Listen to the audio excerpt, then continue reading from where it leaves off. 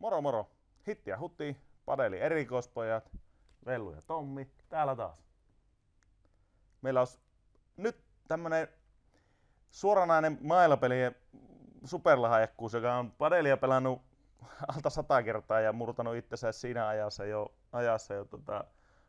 Oulun mä sanoisin, että top 10 painanut jo itsensä, Järvenpään Tomi. Moro moro. Vaatimaton mies kaiken lisäksi. Joo, joku raja. Tomi, mikä sut sai padelipariin? No se on vähän jännä juttu. Mä kokeilin joskus 5 vuotta sitten, niin mä kävin muutaman kerran kokeilemaan ja ei se nyt niinku hirveästi iskenyt. Että kaikkia nyt omalla pelejä on tullut pelattua aika paljon, mutta se ei vaan niinku natsannut ja nyt tossa sitten vuosi sitten tuli jostakin, en edes muista mistä, että käydäänpä nyt taas kokeilemaan. Ja kävin kerran 2 kokeilemaan ja jostakin syystä nyt jäi sitten ihan koukkuun. Ja nyt on vajaa vuosi sitten käyty tässä sen mitä elimistö antaa pelata, niin kovaa niin kuin himo on aina päästä vaan niin kuin pelaamaan uudestaan. Odottaa, että pääsee vaan se seuraava kerta, että pääsisi taas vaan pelaamaan. Mites Tomi, me tunnetaan niinku mailapeleistä aika hyvin toisemme, niin on niinku vahvaa pöytätennistaustaa, tennistaustaa, squashitaustaa, sulkapalloa osuutaan.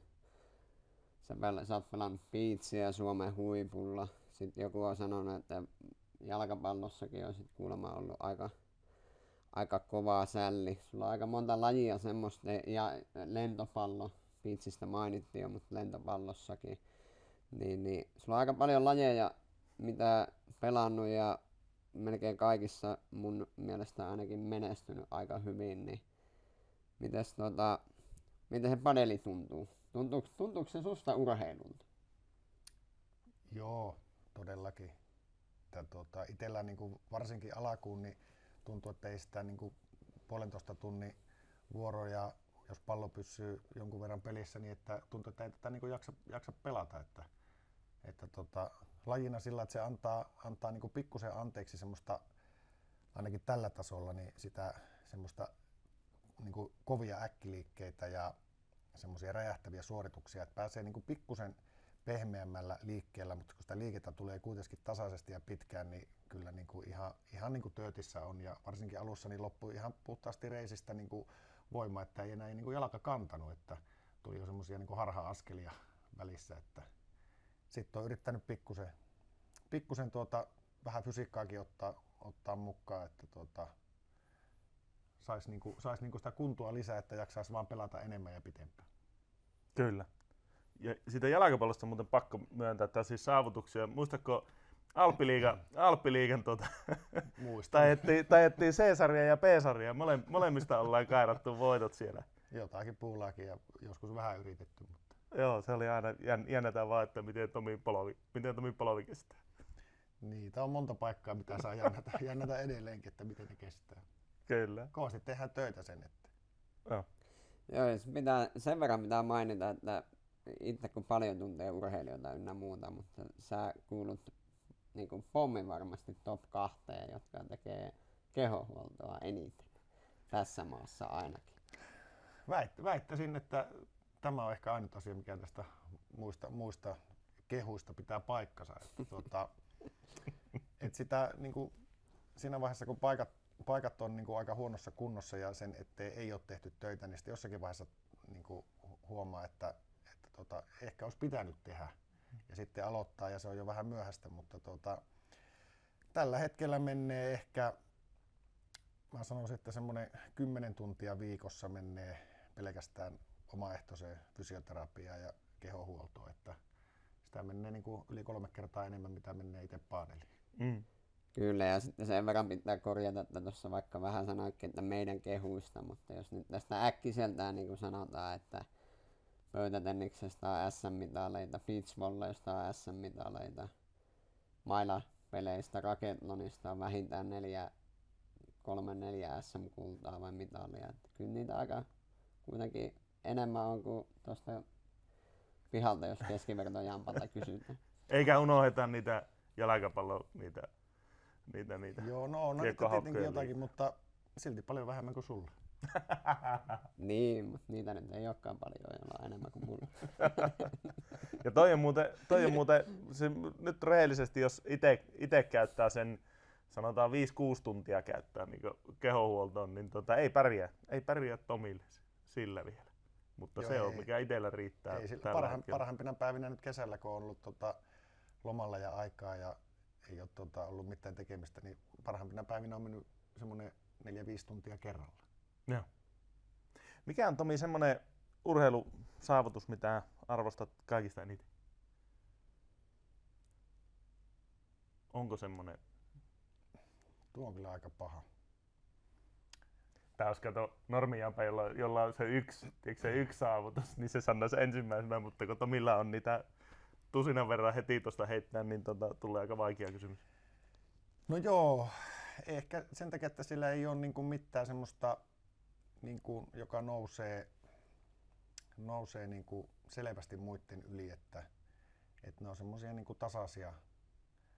tasaisia semmoisia kohtuuhyviä jotakin tuloksia niinku, tai saavutuksia tullut, mutta ei ole niinku mitään semmoista, mikä niinku pomppaisi ylitten muiden. Joo, Ei ole. kyllä. No ehkä oikeastaan niinku, ei muista vuosilukua, joskus parikymppisenä, niin oltiin kaverin opiskelupaikan Raahessa opiskelukekkereissä ja siellä järjestettiin porrasjuoksun maailmanmestaruuskisat jossakin Raahen tornitalossa ja ne piti se 16 kerrosta portaita vetää niinku ylös ja sen voitiin, että siitä tuli porrasjuoksun maailmanmestaruus. Pikkusen nopeammalla ajalla kuin hissi, mitä meni sinne. Niin,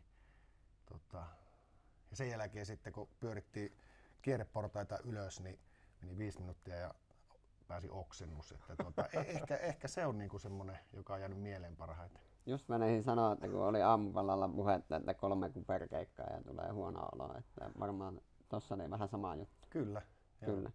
Ja sitten mitä ihan tuli tuosta porrasjuoksusta mieleen, että kun Red Bullihan järjestää myös noita Lahden Mäkimontussa tämmöisiä niinku noustaan ylös ja näin, niin tuli mieleen, että kohta 4 viikkoa jätkät ilman Red Bullia. Aika kova. Nämä on näitä saavutuksia kanssa, niin noita ei ole helppoa varmaan ollut, mutta hyvin oot pärjännyt. Mikäs miten Vellu sulla? Kerro sä, mikä on niinku... Paras saavutus? Niin. No ehkä semmonen, vähän hankala sanoa, mutta no frisbeegolfista on tietenkin tullut voittoja ja muuta, mutta musta oli kaikista hienointa ehkä silloin lukion porukalla lukion tokavuonna, kun voidettiin kaukolopallo Suomen mestaruus, silloin voidettiin ne liikuntaliittoja ja siellä oli finaalissa oli vastassa Pori ja siellä oli porilaisia jääkiekkoilijoita paljon ja Lehdon mikä oli maalissa siellä, voidettiin rankkarille se finaali. Se oli magia silloin, koska siinä oli justiinsa ne kaverit joiden kanssa mekin pelattiin silloin jääkiekkoa, niin se oli kyllä ehkä semmoinen, mikä on jäänyt sillä mieleen näin äkkiseltä. Hyviä muistoja. Tommi, nyt me puhuttiin siitä sun Red Bullista, mutta mikä sulla on jos mietitään näin urheilullisesti, niin sullahan on niinkö semmonen Ikea iso sininen kassillinen mitaleita, niin onko joku mikä sieltä olisi kaikista tärkeä saavutus? Kauan saa käyttää aikaa. No, otetaan nopea. Otetaan nopea.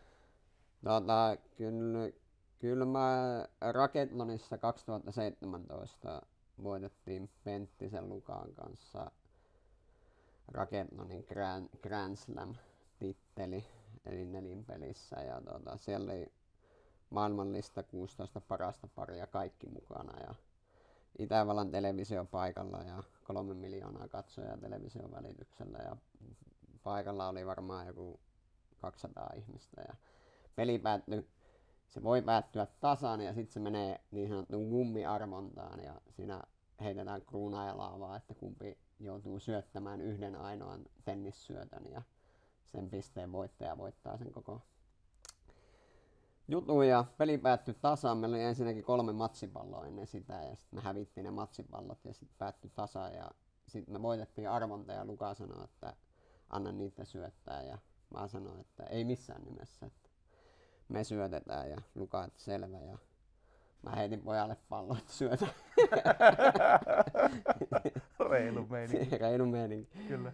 Joo, se päättyi voittoon, mutta sitten 2 Euroopan mestaruutta on voittanut kans gummipallolla ja ne on maistunut hyvälle. Ja Impalan Matin kanssa voitettiin ihan pystymettästä nelinpeli Suomen mestaruus niin, että Matti ei ollut pelannut yhtään SMissä.